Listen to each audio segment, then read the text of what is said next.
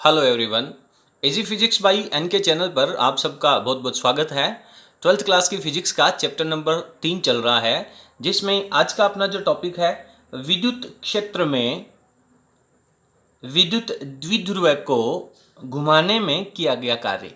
यानी कि आपके पास कोई इलेक्ट्रिक फील्ड है, उसमें कोई डाइपोल रखा हुआ है और जब आप उसको घुमाओगे, घुमाने का मतलब है घूर्णन गति करवाओगे, तो घूर्णन गति करवाने के लिए आपको कुछ वर्क करना पड़ेगा, कार्य करना पड़ेगा और उस कार्य की जो वैल्यू है, फॉर्मूला है, वो अपने को यहाँ पे डिराइव करना है। क्लियर है? तो जैसा कि आप यहाँ पे देख पा रहे हैं, ये मेरे पास विद्युत क्षेत्र को मैंने यहाँ पे प्रदर्शित किया है। समान विद्युत क्षेत्र है, यानी विद्युत बल रेखाएं हैं वो एक दूसरे के समांतर हैं, इनके बीच की दूरियां भी बराबर हैं, जो क्या प्रदर्शित कर रही हैं? समान विद्युत क्षेत्र को।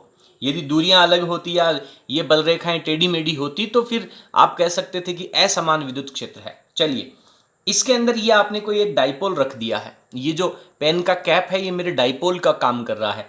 इसके इस सिरे के ऊपर मान लीजिए मैं नेगेटिव चार्ज ले लेता हूं और इसके दूसरे ऊपर वाले सिरे पर मान लीजिए मैं पॉजिटिव चार्ज ले लेता हूं और इसको कुछ मैं इस तरीके से यहाँ पे रखूंगा। यहाँ पर ये मान लीजिए मैं यहाँ पे डाइपोल को यहाँ पे ड्रॉ कर देता हूं मैं, ठीक है।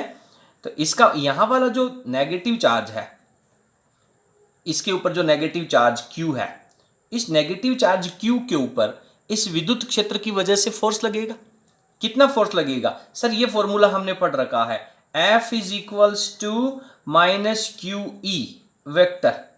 अच्छा बताएं, ये माइनस क्या प्रदर्शित कर रहा है? माइनस प्रदर्शित कर रहा है कि सर F की जो डायरेक्शन है वो विद्युत क्षेत्र की दिशा के विपरीत होगी। माइनस क्यू आवेश के ऊपर लगने वाला बल है वो विद्युत क्षेत्र की दिशा के अपोजिट होगा। तो विद्युत क्षेत्र की दिशा एक्स एक्स के साथ है, तो यहाँ पे आपके पास जो बल की दिशा बनेगी वो क्या, किस डायरेक्शन में आ जाएगा? ये माइनस एक्स की डायरेक्शन में आ जाएगा, यानी इस तरफ आपके पास ये फोर्स लगेगा। इसी प्रकार से मान लीजिए यहाँ पे आपके पास प्लस क्यू चार्ज रखा हुआ था, तो इसके ऊपर जो फोर्स लगेगा वो किस तरफ लगेगा? यहाँ पे ये प्लस क्यू चार्ज है और इसकी फोर्स को मैं लिख देता हूँ F vector is equals to Q E vector. Clear है? तो ये जो डाइपोल है, इस डाइपोल के ऊपर दो बल लग रहे हैं, दोनों बल परिमाण में बराबर हैं और दिशा में विपरीत है, अपोजिट डायरेक्शन में है। तो ये दोनों बल, मान लीजिए कि ये कैप आपने यहाँ पे रख दिया, इसको एक रस्सी से आप इस तरफ खींच रहे हैं, इसको एक रस्सी से आप इस तरफ खींच रहे हैं, तो क्या होगा कि ये जो कैप है वो आपका धीरे धीरे धीरे धीरे इस तरीके से आ जाएगा। यानी कि इसके दोनों आवेशों के ऊपर कौन फोर्स लगा रहा है? ये जो विद्युत क्षेत्र है वो इसको बल लगा रहा है। तो बल लगाने के बाद में ये जो आवेश है वो अंततः इस प्रकार की अवस्था में आ जाएगा, जिसे अपन कहेंगे इसकी संतुलन अवस्था। ठीक है, ये बात अपन यहाँ पे नोट के रूप में लिखने वाले हैं।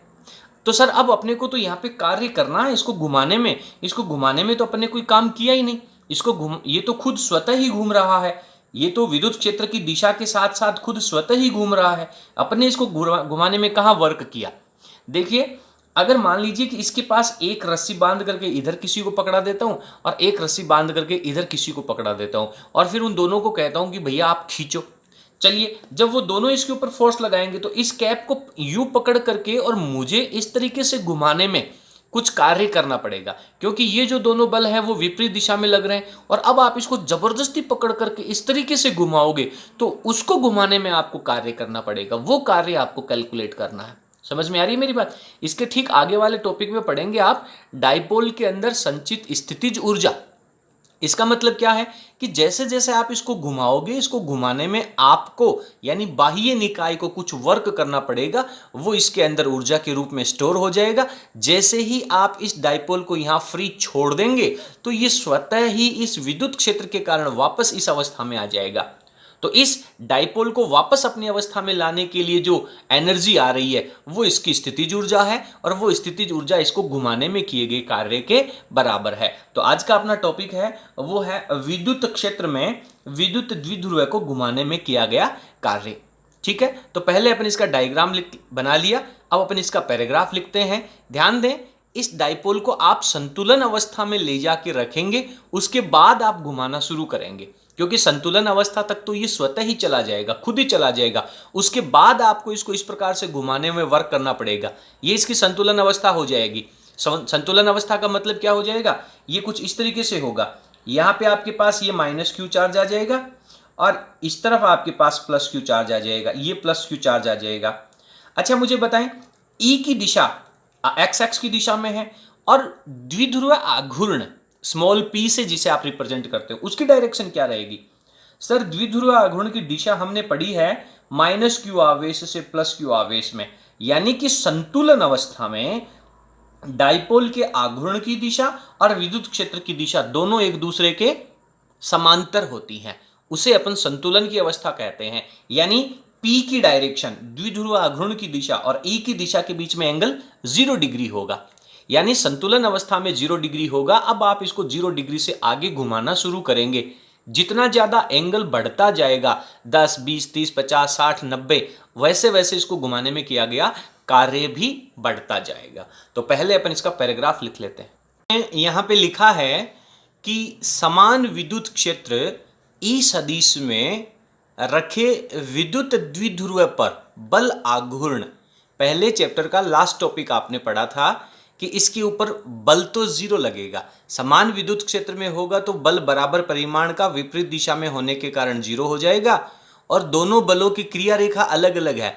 ये बल इस प्रकार से लग रहा है, दूसरा इस प्रकार से लग रहा है, और इन दोनों के बीच में ये जो दूरी है वो अलग अलग है। अगर ये दोनों फोर्स यहां पे लगते, यहां पर लगते, तब तो क्रिया रेखा एक ही होने के कारण बल आघूर्ण भी उत्पन्न नहीं होता, लेकिन क्रिया रेखा अलग अलग होने के कारण इसके ऊपर बल आघूर्ण उत्पन्न करेगा, और उस बल आघूर्ण का वैल्यू कितनी होगी वो अपन निकाल के आ चुके हैं। तो is equals to P cross E vector, आप इसे PE साइन थीटा भी लिख सकते हैं। तो बल आघूर्ण तो बराबर P क्रॉस E वेक्टर के कारण द्विध्रुव क्या हो जाएगा, विद्युत क्षेत्र की दिशा में संरेखित हो जाता है। ये जो बल आघूर्ण है इसी की वजह से ये डाइपोल है वो विद्युत क्षेत्र की दिशा में संरेखित हो जाता है। आपने लिखा है P vector proportional to E vector. और अच्छे से लिखना चाहें तो यहां लिख दें संतुलन अवस्था। ये कौन सी अवस्था है? संतुलन अवस्था। ध्यान देना, संतुलन अवस्था में एंगल है वो आपका 0 डिग्री रहता है, संतुलन अवस्था। ठीक है, अब क्या करेंगे, इस प्रकार से आपका डाइपोल आ गया। अब आपको इस डाइपोल को घुमाना है, और घुमा करके कहां तक ले जाना है। मान लीजिए ये जो प्रारंभ में एंगल जो E के साथ अभी बन रहा है इसको मैं θ1 कह देता हूं। हालांकि θ1 की वैल्यू कितनी है, 0 डिग्री है, तो अपन जब वैल्यू रिप्लेस करेंगे तो θ1 की वैल्यू 0 डिग्री रख देंगे। फिर आपको करना क्या है, आप इस डाइपोल को यहां से घुमाना शुरू कर रहे हैं। कितना डिग्री घुमाएंगे, आप इसको 10 डिग्री घुमा सकते हैं, 20, 50, 60, 80, 90 तक घुमा सकते हैं। तो बाद वाली स्थिति जो अंतिम स्थिति है वो आपके पास पता नहीं है, तो क्षैतिज के साथ जितने डिग्री का कोण बनाएंगे उसको अपन θ2 कह देते हैं। यानी कि आपने इसको θ1 से लेकर के θ2 तक घुमाया है। θ1 का मान 0 है, θ2 का मान कुछ भी हो सकता है, अपन विशेष स्थितियों में लिख लेंगे। लेकिन θ1 से θ2 तक घुमाने में किया गया कार्य कैसे निकालेंगे, इसके लिए तो अपन एक ही स्टेप जानते हैं कि मान लीजिए आपने इसको घुमा करके थीटा कोण पे रख लिया, और उसके बाद आप थोड़ा सा विस्थापन डी थीटा करते हैं, तो डी थीटा का जो विस्थापन है उसमें किया गया कार्य अपन कैलकुलेट कर लें। तो इसके लिए अपन यहाँ पे थोड़ा सा डायग्राम बना लेते हैं, दो स्थितियां ले लेते हैं। पहली स्थिति एक यहाँ पे लिख देते हैं कि ये मान लीजिए आपके पास पहली स्थिति है, ये आपका पोल ए है और ये आपका बी है। यहां से आप घुमाना शुरू करते हैं, ये एंगल कितना है आपका, थीटा है, और यहां से आप थोड़ा सा घुमा देते हैं, इसको ये वाली स्थिति पे ले जाते हैं, और ये वाली स्थिति है, इसका नाम डाल दीजिए ए डैश और बी डैश। तो इतना घुमाएंगे तो इसके बीच में ये एंगल कितना बनेगा, जो बीच का एंगल है ये कितना बनेगा, ये डी थीटा विस्थापन हो जाएगा। तो ए बी से A dash B dash D theta विस्थापन में किया गया कार्य निकालना। कार्य तो सर बल इंटू विस्थापन होता है, लेकिन क्या यहाँ पे विस्थापन रेखीय गति का विस्थापन आ रहा है क्या, ना, यहाँ पे तो कौन सी गति हो रही है, घूर्णन गति हो रही है। और घूर्णन गति में कार्य की जो वैल्यू है क्या होती है, पहले अपन देखते हैं क्या लिखा है। विद्युत क्षेत्र के साथ किसी कोण थीटा पर, ये मान लीजिए आपने ए बी स्थिति है, थीटा पर स्थित विद्युत द्विध्रुव को कितना कोण से, डी थीटा कोणीय विस्थापन से घुमाने में किया गया कार्य निकाल लेते हैं। तो इसके लिए कार्य हो जाएगा D W is equals to बल आघूर्ण, क्या हो जाएगा, बल आघूर्ण और कोणीय विस्थापन का गुणनफल, कोणीय विस्थापन का गुणनफल, इन दोनों का गुणा हो जाएगा। आप जानते हैं कार्य बराबर बल इंटू विस्थापन होता है, तो घूर्णन गति में बल की जगह बलाघूर्ण काम आएगा और विस्थापन की जगह कोणीय विस्थापन काम आएगा। ठीक है, अब आप यहाँ पे वैल्यू लिख सकते हैं, तो डी डब्ल्यू बराबर क्या हो जाएगा, बलागुण अभी आपने लिखा है टो बराबर पी क्रॉस ई, क्रॉस हटा दीजिए तो क्या लिखेंगे, पी ई साइन थीटा, कोणीय विस्थापन आपने कितना लिया है, डी थीटा। आप चाहें तो यहाँ पे लिख भी सकते थे कि ए बी की स्थिति से ए डैश बी डैश की स्थिति तक, पर ज़्यादा नहीं लिखना चाहिए, ज़्यादा लिखोगे तो समय ज़्यादा खराब होगा। ठीक है, तो ये आपका केवल डी डब्ल्यू विस्थापन का कार्य आ गया।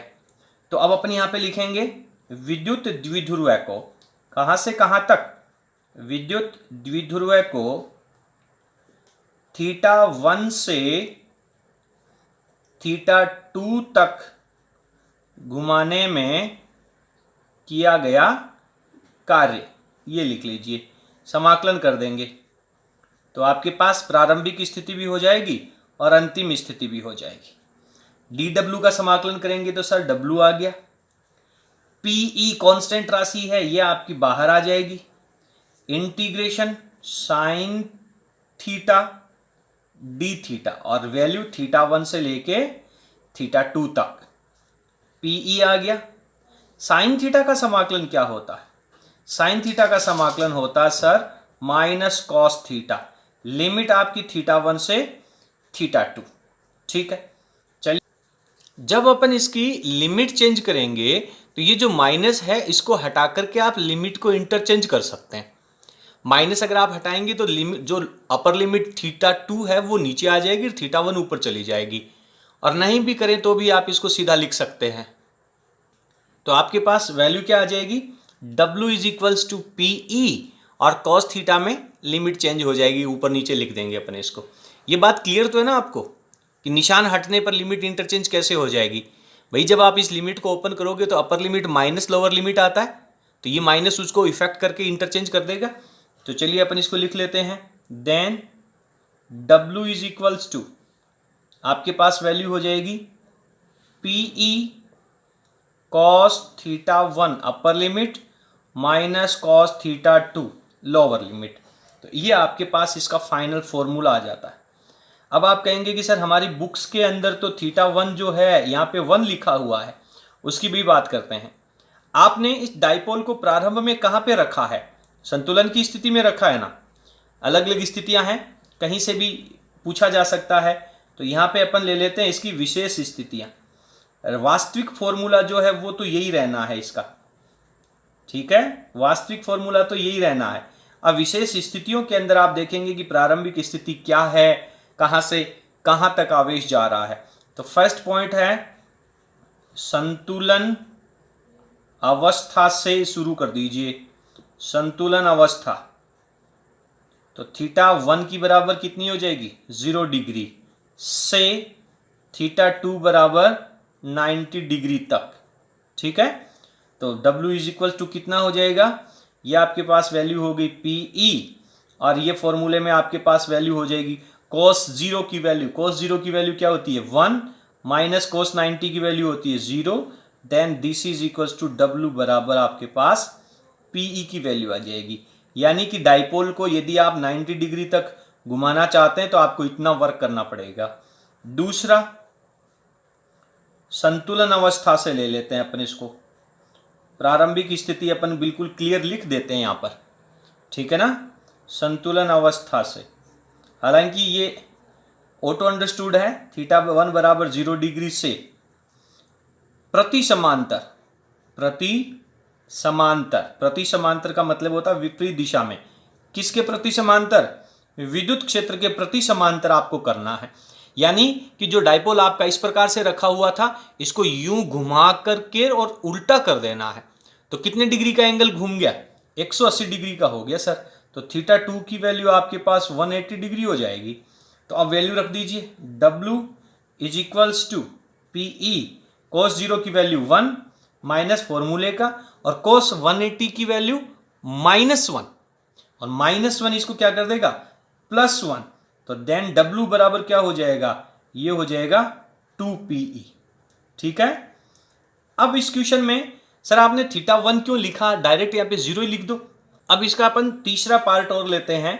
तीसरा पार्ट कह रहा है कि लंबवत अवस्था से, यानी θ1 की वैल्यू है वो आपके 90 डिग्री है, यानी कि विद्युत क्षेत्र की दिशा के लंबवत जो आपका डाइपोल है वो रखा हुआ है प्रारंभिक स्थिति में, वहां से प्रति समांतर तक लेके जाना है। तो θ2 की वैल्यू कितनी लेके जानी है?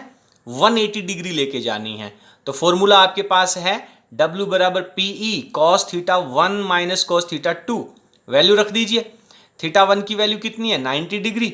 cos 90 का मान कितना हो गया सर? cos 90 तो 0 होता है। बहुत बढ़िया, ये माइनस फॉर्मूले का है, वो मैंने यहाँ पे माइनस लगा दिया। उसके बाद यहाँ पे मैंने प्लस लिखा है पर माइनस अपन प्रारंभ में लिखेंगे, और cos θ2 180 की वैल्यू -1 होती है, तो वो माइनस इस माइनस से कैंसिल होकर के या मल्टीप्लाई होकर के कह सकते हैं प्लस हो जाएगा। तो W बराबर PE, ये वैल्यू आपकी 1 हो जाएगी, तो आपके पास इसका जो रिजल्ट है वो W बराबर PE हो जाएगा। ठीक है, तो कहने का मतलब ये है कि प्रारंभिक स्थिति है वो अगर आपको संतुलन कहे, स्थायी संतुलन कहे, तो आप θ1 की जगह 0 ले सकते हैं, पर इसकी जगह आपको वैल्यू न्यूमेरिकल में 45 डिग्री 60 डिग्री कुछ भी दे करके पूछ सकता है। तो अपना जो फाइनल फॉर्मूला है वो अपने को यही यूज करना चाहिए। एक इंपॉर्टेंट बात और है कि ये जो प्रति समांतर की स्थिति है, यानी विपरीत दिशा की स्थिति है, इस तरीके से आपके पास विद्युत क्षेत्र था, इसी तरीके से आपका डाइपोल रखा हुआ है, आपने इसको यूं घुमा करके एकदम अपोजिट डायरेक्शन में रख दिया। तो ये जो अपोजिट डायरेक्शन है, हालांकि ये भी संतुलन अवस्था ही है। संतुलन अवस्था का मतलब है कि विद्युत क्षेत्र के समांतर ही है, लेकिन इसे अपन क्या कहेंगे? अस्थायी संतुलन कहेंगे। ठीक है, तो इस तरीके से आपका जो टॉपिक था कि समान विद्युत क्षेत्र के अंदर रखे हुए विद्युत द्विध्रुव के ऊपर घुमाने में किया गया कार्य कितना होगा, इस डाइपोल को घुमाने में कितना वर्क करना पड़ेगा, तो इसके रिगार्डिंग आपका फॉर्मूला आ जाता है W is equals to PE cos θ1 minus cos θ2। ठीक है, तो ये एक बहुत छोटा सा और बहुत महत्वपूर्ण टॉपिक है, ये आपका कंप्लीट हो जाता है। इसके बाद इसका एक छोटा सा न्यूमेरिकल मैं लिखता हूं, आपको वो न्यूमेरिकल सॉल्व करना है और उसका आंसर हमें कमेंट बॉक्स में लिखना है।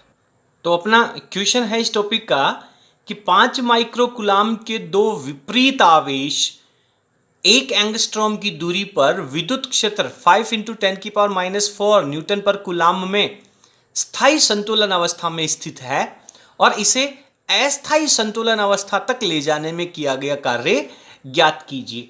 तो इस क्वेश्चन के अंदर आपको जो फॉर्मूला अप्लाई करना है वो भी आपको इसी पार्ट में से मिल जाएगा। सारी बातें आपको इस वीडियो के अंदर अच्छे से समझ में आ गई होंगी। तो प्लीज़ आप इसका जो आंसर है वो हमें कमेंट बॉक्स में लिखिएगा। अगर आपको हमारा वीडियो पसंद आया हो तो प्लीज़ आप इसे शेयर कीजिए, सब्सक्राइब कीजिए और लाइक का बटन अवश्य प्रेस कीजिए।